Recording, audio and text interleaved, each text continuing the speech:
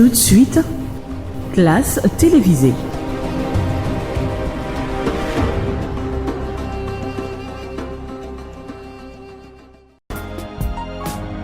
Utilisons la gamme Soumamous pour l'hygiène et la désinfection de nos maisons.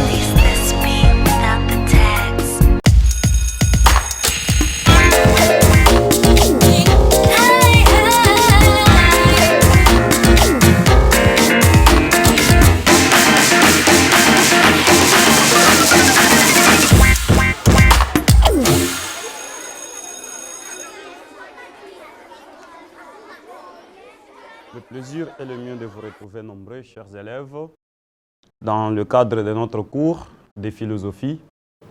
Avant de commencer la matière prévue pour ce jour, je vais vous rappeler qu'il faut toujours vous mettre dans ce même rythme de respect des gestes barrières.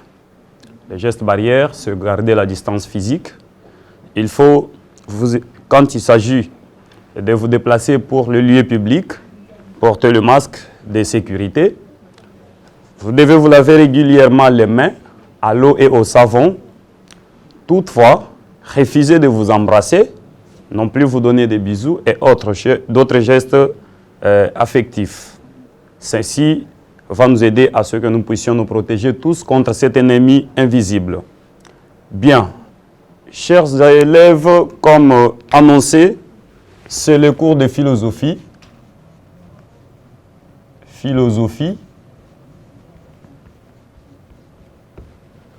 Et la troisième partie, la logique.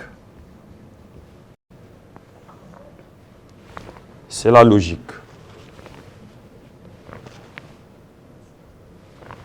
Et la fois passée, nous avions parlé c'est notre thème de la partie formelle et nous étions en train d'exploiter la déduction.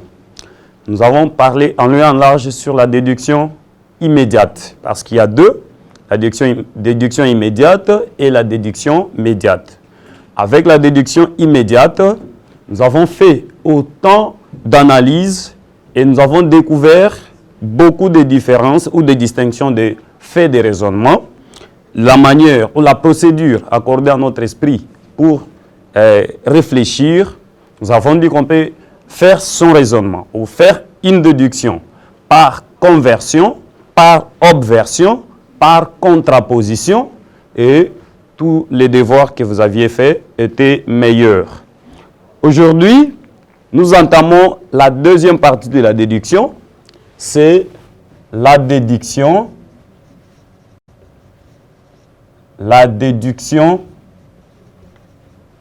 médiate.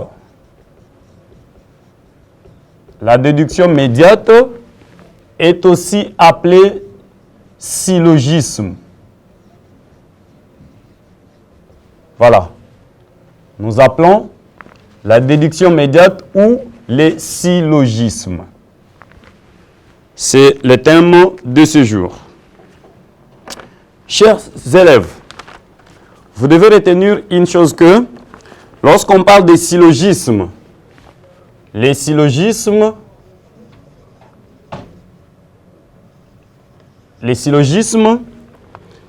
c'est le raisonnement. C'est le raisonnement. Le raisonnement dans lequel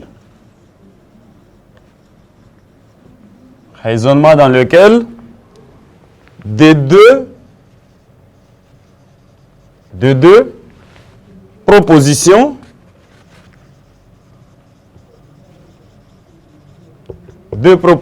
je souligne deux propositions. Ces deux propositions sont appelées prémices. Les prémices. Voilà. De deux propositions ou prémices, on déduit une troisième. Et c'est logiquement. On déduit logiquement une troisième. On déduit logiquement une troisième. Et la troisième là, La troisième là est appelée conclusion. Conclusion. Voilà. C'est ça que nous appelons syllogisme. Syllogisme, c'est le raisonnement, parce que le chapitre principal, c'est le raisonnement. Un raisonnement qui procède de la manière suivante. Nous avons deux propositions. Les deux propositions-là, nous les appelons les prémices. De deux prémices, nous déduisons logiquement une autre proposition, qui sera la troisième. Et la troisième proposition que nous allons déduire de ces deux prémices est appelée la conclusion. Et quand vous réalisez les étapes respectées de raisonnement dans ce sens, vous faites ce qu'on appelle syllogisme. Ça va? Voilà. Et il y a un principe, avant que nous nous voyions matériellement, ou avant que nous n'illustrions ce qu'on appelle syllogisme, je vais vous donner un principe qui doit nous diriger lorsque nous allons faire des syllogismes. Le principe est celui-ci. Notez. Quand les prémices sont vraies, quand les prémices, les deux propositions dont je disais ici, quand les prémices sont vraies et la conclusion légitime, le syllogisme devient matériellement et formellement correct. J'ai dit, quand les prémices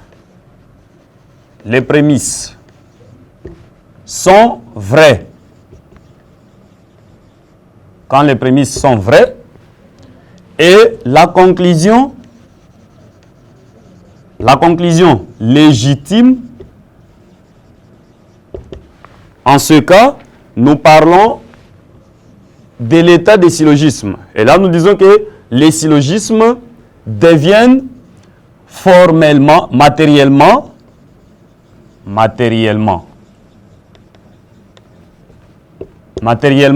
et formellement corrects. Voilà. Ça, c'est un principe à ne jamais oublier.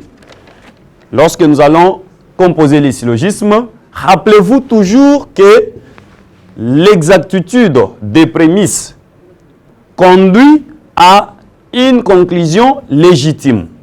Et dans ce cas, nous disons que le syllogisme est matériellement et formellement correct. Ça va? Bien. Comment nous pouvons démontrer ça? Illustrons ce que je viens de dire.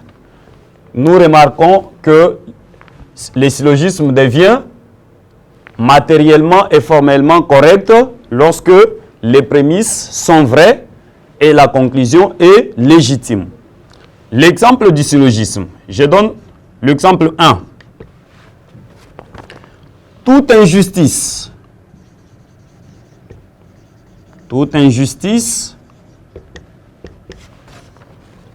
est défendue. Toute injustice est défendue. Ça, c'est la première proposition. Or, la discrimination est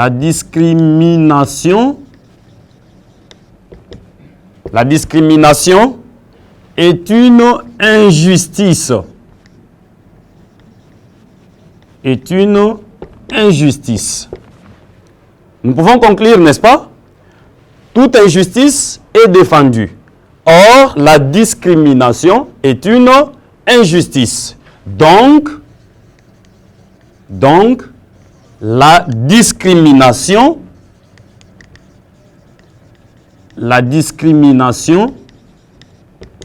est défendue.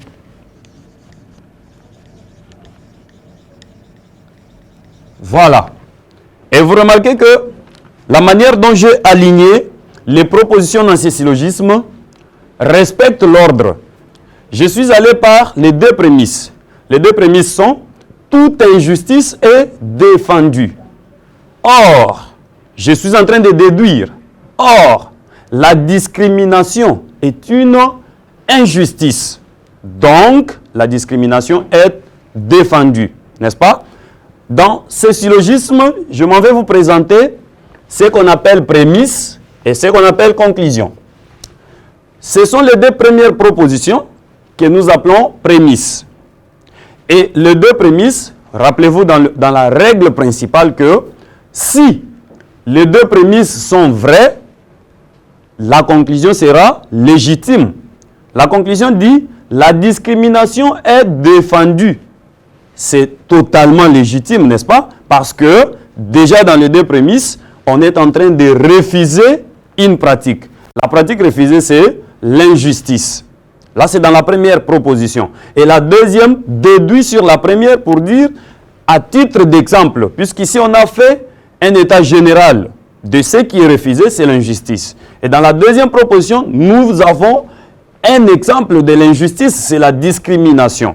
N'est-ce pas? Et dans la troisième, pour que ça soit légitime en rapport avec les deux prémices, la discrimination est défendue. N'est-ce pas? Et là, notre syllogisme est matériellement et formellement correct. N'est-ce pas? Parce que cette conclusion est légitime en rapport avec les deux prémices correctes, qui sont aussi vraies. OK? Ça, c'est un exemple. Je donne le deuxième exemple. Notons le deuxième exemple. Exemple 2. Je dis que nul péché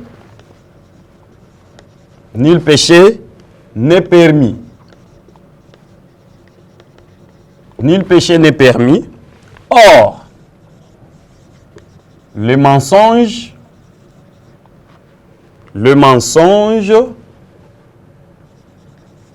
est un péché. Est-ce que là où vous êtes, vous pouvez tirer la conclusion? Oui. Nul péché n'est permis.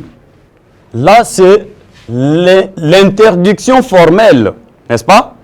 Qu'il n'y a aucun péché qui est permis. Et dans la deuxième proposition, on dit qu'il y a un péché ciblé, c'est le mensonge. Le mensonge, c'est un péché. Alors, la conclusion devient légitime quand on dit que le péché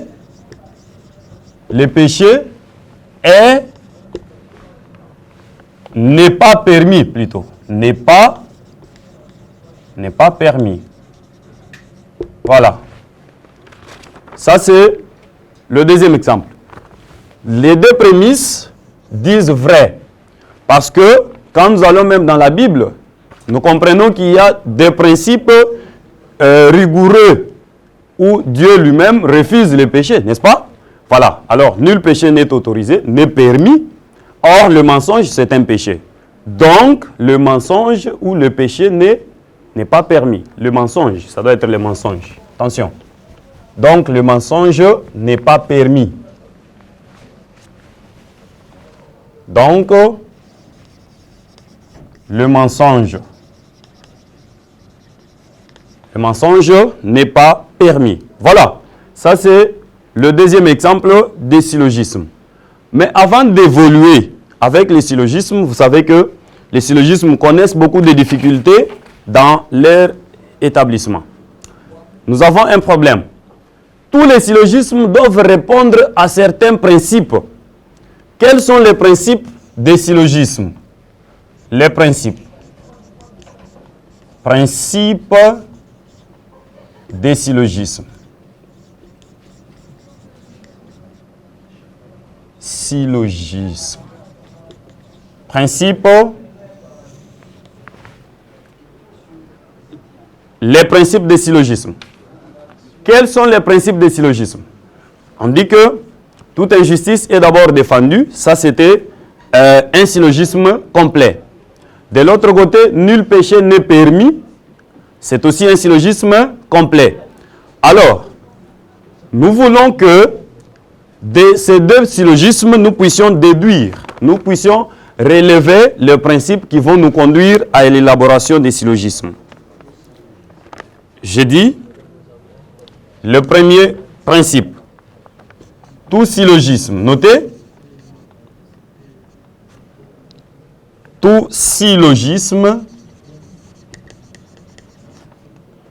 régulier,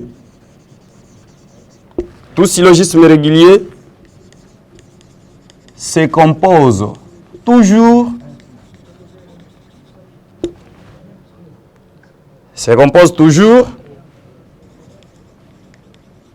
de trois propositions.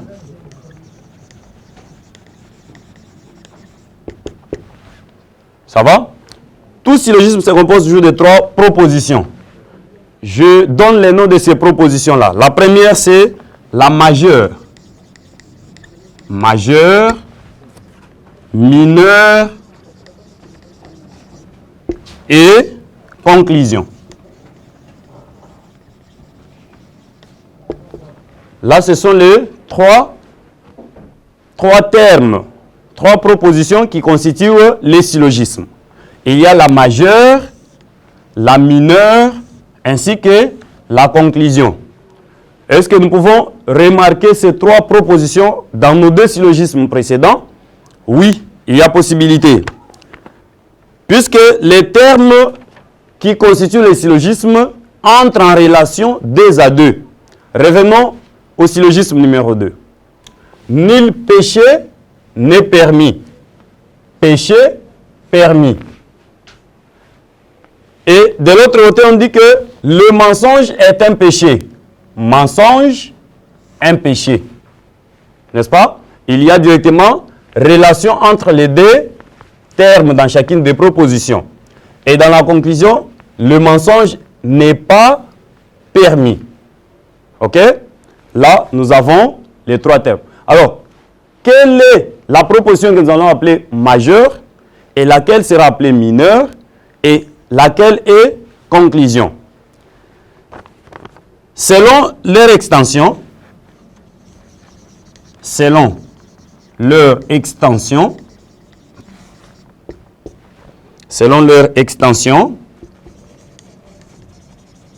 on parle de grands termes, c'est ça qu'il faut retenir, grands termes,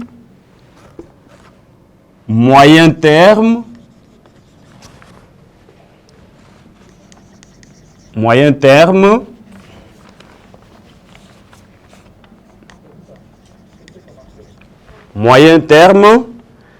et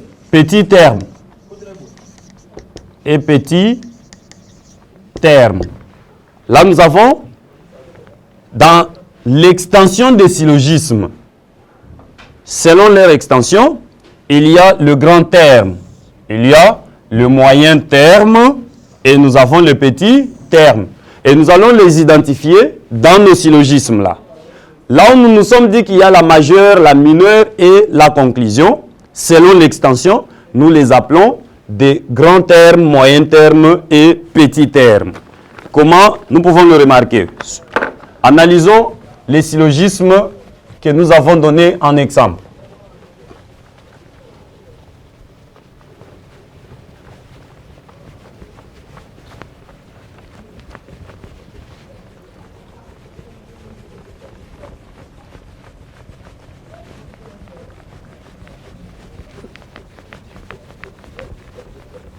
Voilà.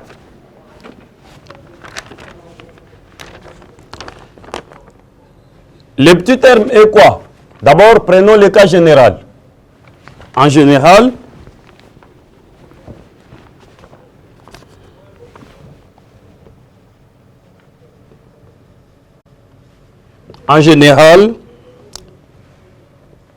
le petit terme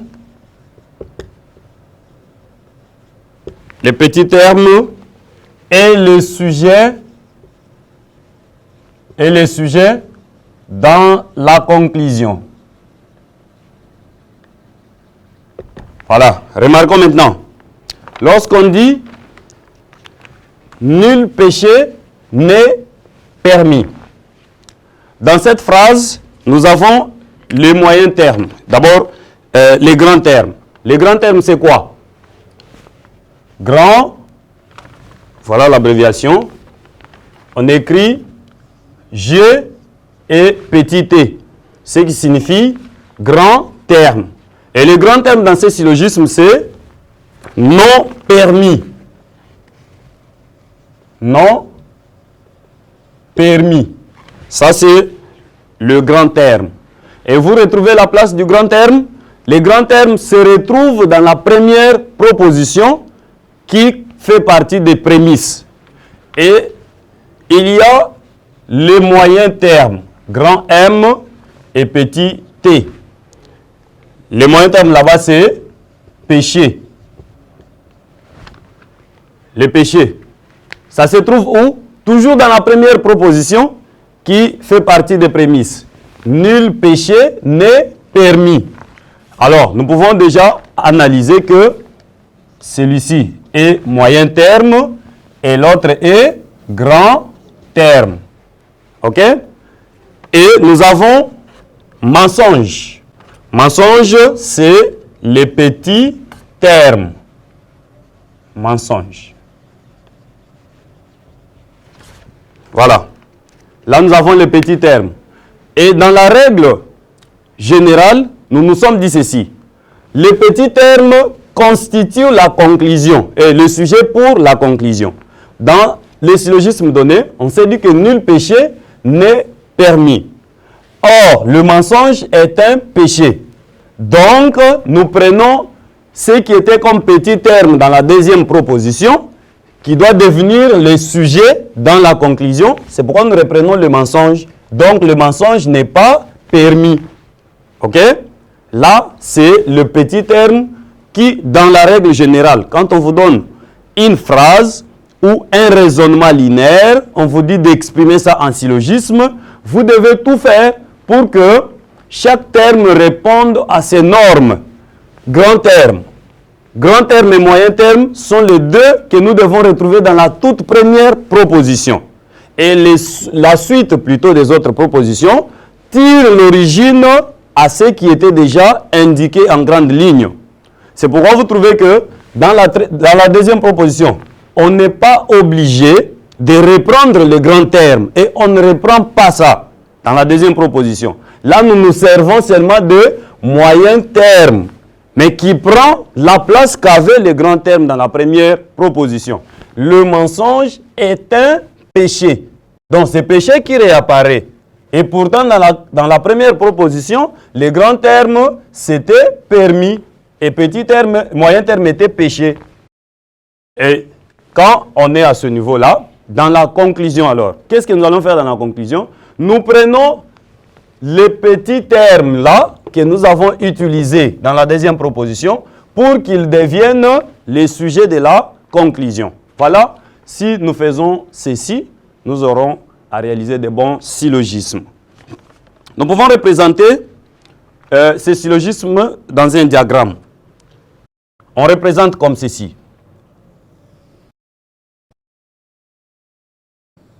Nous avons le diagramme et le diagramme couvre déjà les mots qui étaient choisis comme grand terme. C'est quoi? C'est non permis. Non permis. Non permis, c'est le grand terme. Et les moyens termes se trouvent où? Se trouvent inclus dans le grand terme. Et nous représentons les moyens termes là-bas, à l'intérieur. Voilà. Et les moyens termes, c'est quoi? C'est péché. C'est péché qui était le moyen terme. Et quel est le petit terme? Le petit terme doit se trouver encore à l'interne. Nous représentons les petits termes ensuite dans la partie des conclusions qui est le mensonge. Mensonge. Voilà les diagrammes qui nous permettent d'identifier la place ou la compréhension de chaque terme qui constitue ou qui compose un syllogisme. Nous avons le grand terme, les moyens termes ainsi que le petit terme. Ça va? Bien. Alors, nous pouvons avancer. Ça, c'était le premier principe du syllogisme. Le premier principe nous a dit ceci. Tout syllogisme régulier doit se composer toujours de 3 propositions. Il y a la majeure, il y a la mineure, ainsi que la conclusion. N'est-ce pas? majeur, mineur, conclusion. Là, c'est dans leur alignement. Et maintenant, selon leur extension, un syllogisme doit travailler sur les termes.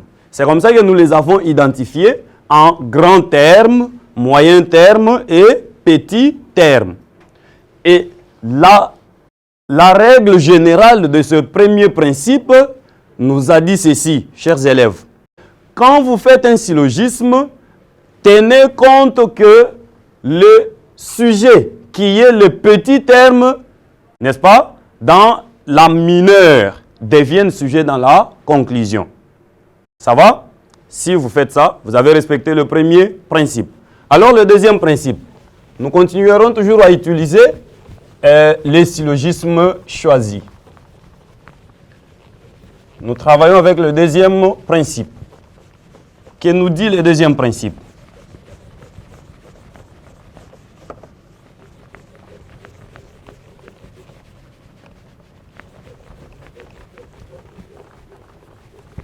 Là, vous pouvez aussi rapidement noter le deuxième principe. La conclusion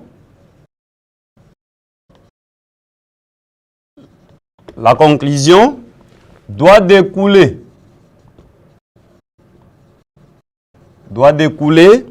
nécessairement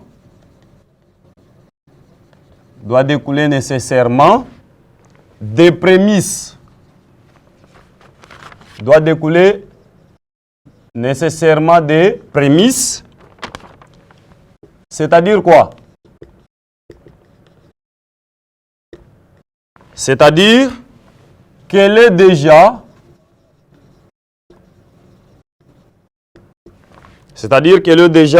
dans les prémices.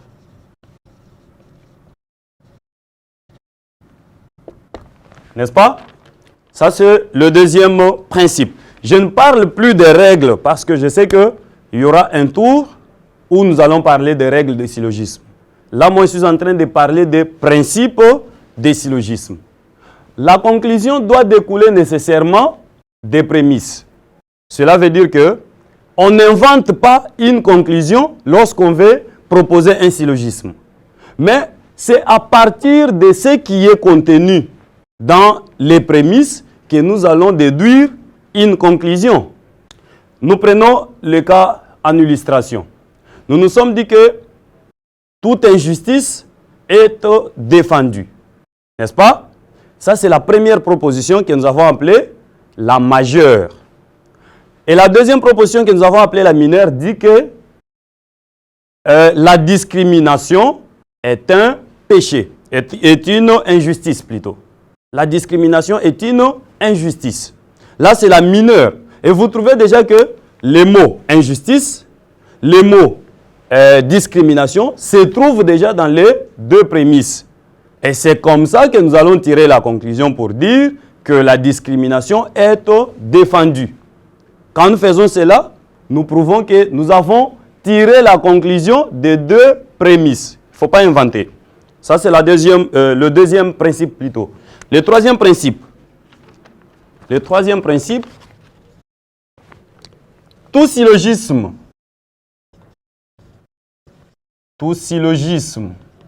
ordinaire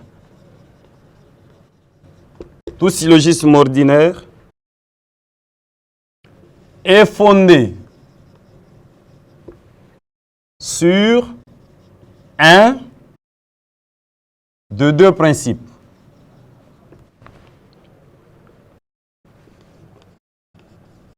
Est fondé sur un de deux principes suivants. Allons-y avec le principe. Le premier principe, c'est le principe de la compréhension. Principe de la compréhension. Que nous dit ce principe de la compréhension? Deux choses identiques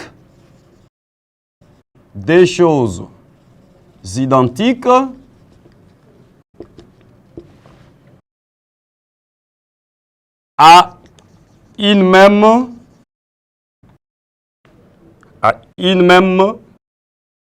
troisième.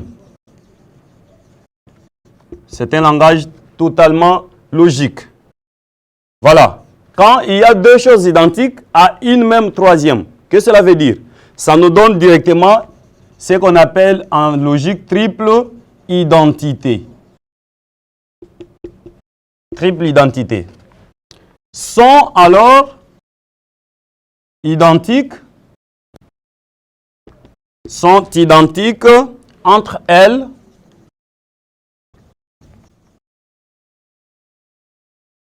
C'est-à-dire quoi? Nous représentons ça. Si A égale B et que B égale C, qu'est-ce que nous allons dire? Nous allons comprendre que A égale C. Et dans ce cas-là, ces deux choses-là, deux choses dont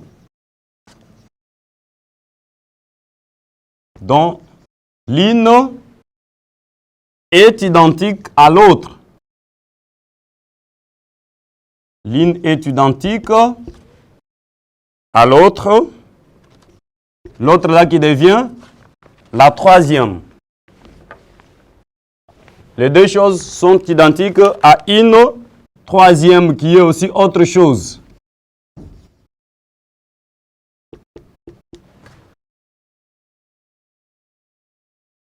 Pendant que l'autre ne l'est pas. L'autre ne l'est pas. Et dans ces cas-là, il n'y a pas l'effet identique. Là, ce ne sont pas identiques. Là, ce ne sont pas identiques entre elles. Cela veut dire quoi? Je représente encore. Si A égale B et que B égale C, vous comprenez déjà que A manque les comparants, n'est-ce pas? Qui va identifier A? Chers élèves, soyez très attentifs à ce principe, parce que ça a toujours compliqué et ça crée des difficultés. Le principe de la compréhension nous dit ceci. Quand il y a deux choses identiques à une troisième, c'est-à-dire que nous parlons de triples identités. A égale B. B égale C. A devient égal C. Pourquoi? Parce que il y a deux choses identiques à une troisième, n'est-ce pas? Et si les cas changent, nous trouvons que deux choses dont l'une est identique à une troisième, alors que l'autre ne l'est pas. C'est que A égale B, B égale C, mais A n'est pas égal à C. N'est-ce pas? Nous n'allons pas dire que A égale à C parce qu'il n'y a pas d'effets identiques entre A et C. Comment nous pouvons produire ça dans notre langage? Je vous donne une illustration parce que ce principe est purement mathématique. Je dis ceci. Voilà. Isabelle, ça c'est un exemple du deuxième principe. Je dis que Isabelle est aussi belle que Pauline. Isabelle est aussi belle que Pauline et Pauline est aussi belle que Aimée. Qu'est-ce que nous allons conclure? Nous allons dire que donc Isabelle est aussi belle que Aimée. Voilà. C'est ça qu'on appelle triple identité. Triple identité. Voilà. Ça veut dire que dans l'expression de ce troisième principe, Quand il y a deux choses identiques, à la troisième, il y a ressemblance, il y a triple identité. Isabelle, c'est un nom, c'est une personne. On trouve que la beauté d'Isabelle est comparée à la beauté de Pauline. Alors, comme déjà Isabelle est aussi belle que Pauline, ça veut dire que Pauline l'est aussi que Aimée. Vous comprenez? Donc, nous concluons que Isabelle, qui était belle que Pauline, l'est aussi à Aimée. N'est-ce pas? C'est comme ça que ça s'identifie les triples identités ou les syllogismes dans le principe de la compréhension. Comme Isabelle, c'est comme la transitivité mathématique. Comme Isabelle est déjà belle que Pauline, et que les deux soient amis à aimer, donc les trois constituent la même identité. Ça, c'est dans le cas où A égale B et B égale C, donc A égale C. Mais si nous sommes dans le deuxième principe, c'est le contraire. Et là, je vous donne le temps de travailler. C'est un devoir. C'est un devoir. Qu'est-ce que vous allez faire? Vous référant à cet exemple que moi j'ai donné, du syllogisme en principe de la compréhension, faites votre analyse avec le principe si A égale B et que B égale C, donc A n'a pas de comparant. Ça va?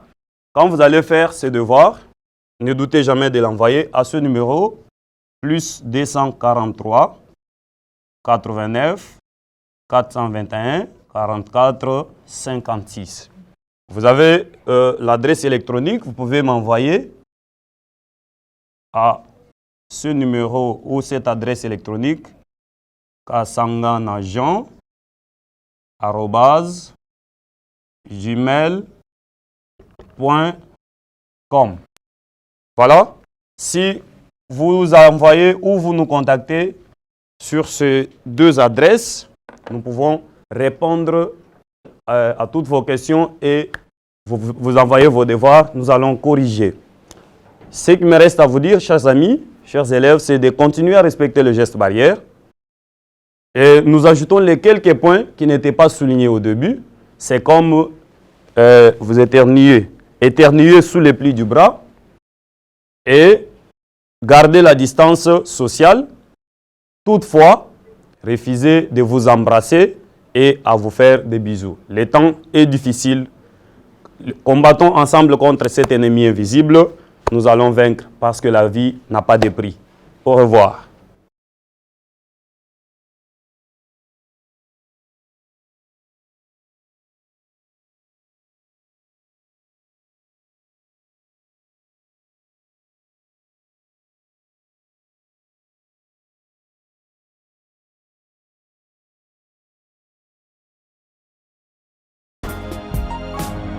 Utilisons la gamme Soumamous pour l'hygiène et la désinfection de nos maisons.